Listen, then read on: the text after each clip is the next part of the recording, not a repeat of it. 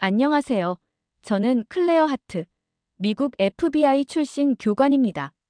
한미 치안 협력 교류 프로그램으로 한국에 파견되어 특별한 경험을 했던 이야기를 들려드릴게요. 여러분, 진짜 강함이 무엇인지 생각해 본 적 있으신가요?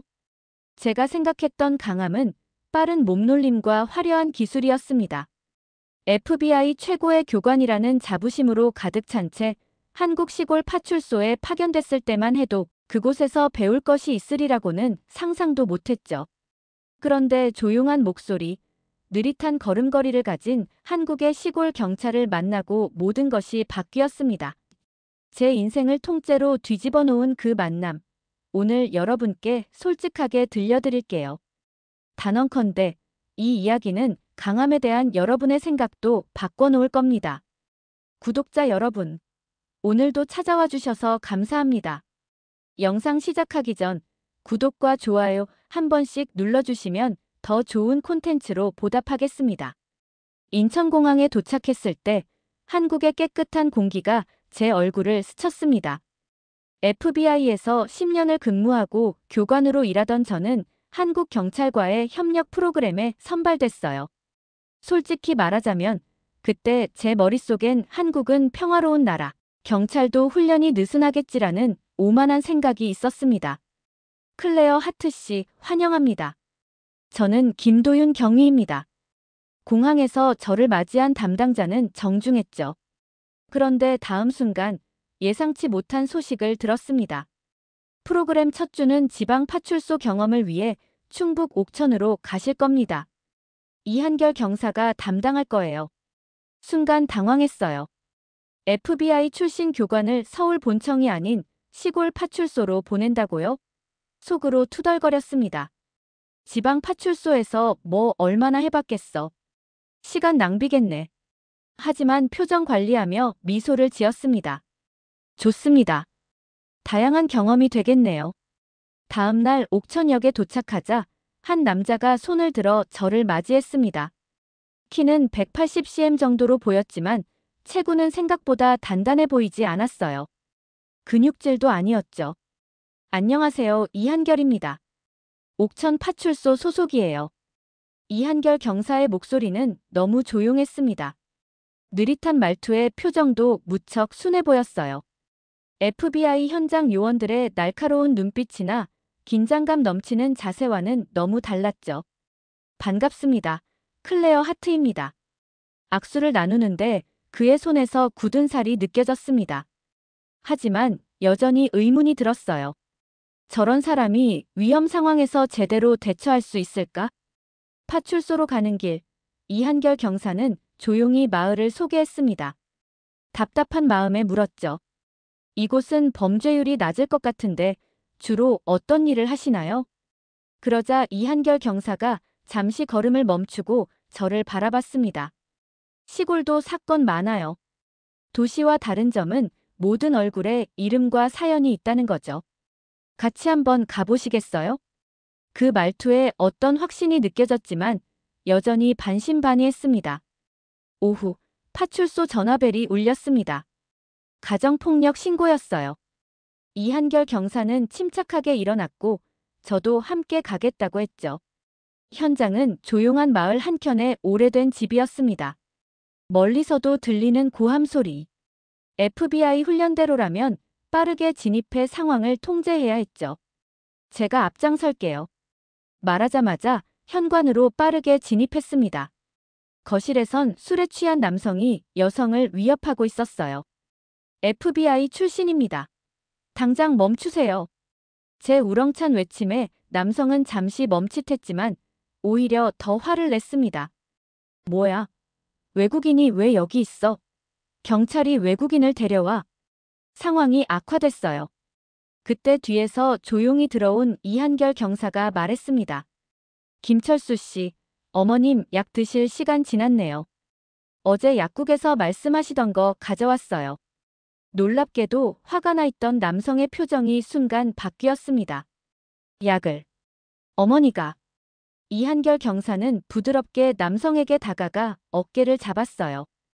어머님 먼저 챙기시죠. 저희가 도와드릴게요.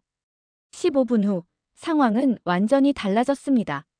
남성은 어머니 방에서 약을 드리고 있었고 피해 여성은 안방에서 이한결 경사와 이야기를 나누고 있었죠. 저는 그저 멍하니 지켜볼 뿐이었습니다. 나오는 길, 피해 여성이 눈물을 흘리며 저희에게 인사했어요. 이 경찰 아니었으면 큰일 날 뻔했어요. 항상 고마워요, 한결 씨. 차로 돌아오는 길, 저는 충격에 빠졌습니다. FBI에서 배운 강한 접근법이 오히려 상황을 악화시켰고 이한결 경사의 조용한 방식이 모든 걸 해결했죠. 강함은 크고 빠른 게 전부가 아니었습니다.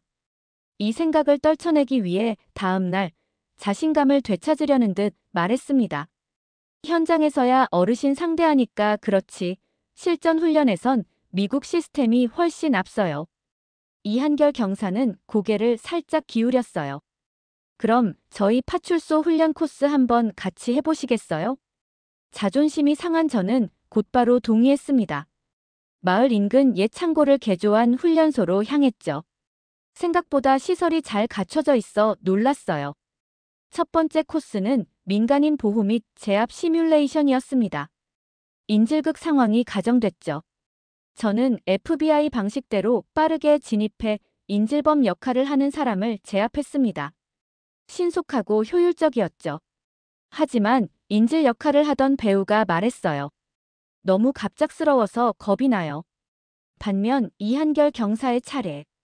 그는 천천히 진입했습니다. 우선 상황을 파악한 후 인질범에게 말을 걸었어요. 밖에 사람들이 걱정하고 있어요. 어떻게 도와드릴까요? 놀랍게도 이한결 경사는 대화로 인질범을 안심시키더니 자연스럽게 무기를 내려놓게 만들었습니다. 인질 역할 배우는 안도의 미소를 보였죠. 두 번째 코스는 체포술 및 무도 대결이었어요. 저는 FBI에서 배운 신속한 제압 기술을 선보였지만 이한결 경사는 완전히 다른 방식으로 접근했습니다. 그는 공격을 피하지 않고 오히려 받아들이는 듯 했어요. 하지만 놀랍게도 상대의 힘을 그대로 흘려보내며 바닥에 자연스럽게 넘어뜨렸죠. 이게 무슨 기술인가요? 놀라서 물었습니다.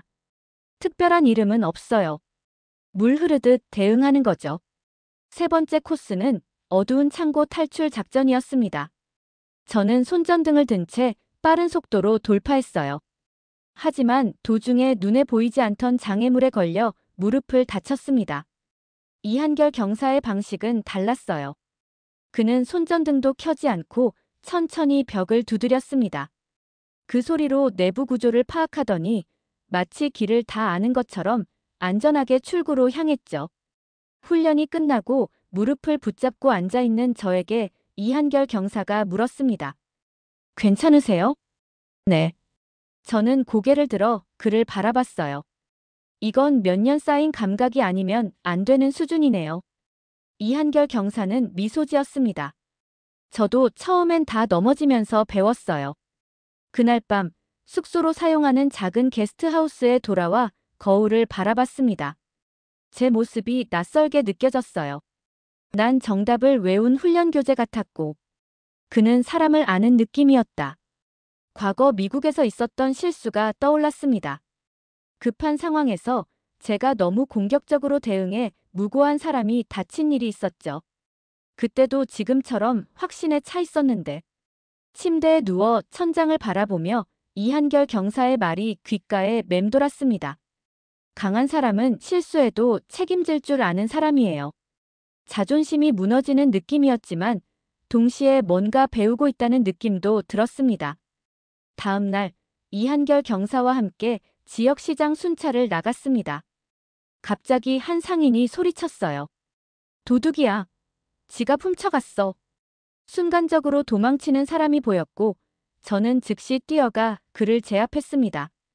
FBI 훈련이 빛을 발한 순간이었죠. 하지만 피해자는 어디로 갔는지 보이지 않았어요. 잘하셨네요. 이한결 경사가 말했습니다. 제가 피해자를 찾아볼게요.